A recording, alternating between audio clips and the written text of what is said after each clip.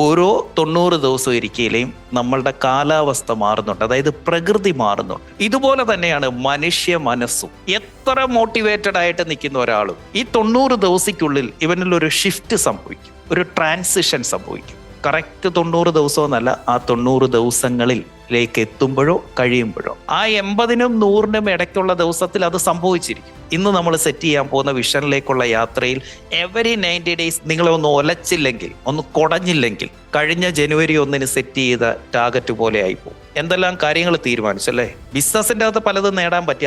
അത് ഇവിടുത്തെ പ്രോക്സിമിറ്റിയാണ്, സാമീപ്യം കൊണ്ട് മാത്രം. കിങ്സ് ക്ലബിന്റെ ക്ലാസ് മിസ്സാവാതെ ആരൊക്കെ അറ്റൻഡ് ചെയ്തിട്ടുണ്ടോ എനിക്ക് ഉറപ്പാണ് നിങ്ങളിൽ ഗ്രോത്ത് ഉണ്ടായിട്ടുണ്ട്. ആ പവർ ഓഫ് പ്രോക്സിമിറ്റി കിങ്സ് ക്ലബിൽ കിട്ടാത്ത ഒരാൾ പോലുമില്ല എന്നെനിക്ക് ഉറപ്പാണ്. ഈവൻ ഇഫ് നിങ്ങൾ പഠിച്ച ഒന്നും നടപ്പാക്കിയില്ലെങ്കിലും നിങ്ങളിൽ സ്വാഭാവികമായിട്ടും ആ ഉയർച്ച ഉണ്ടാകും.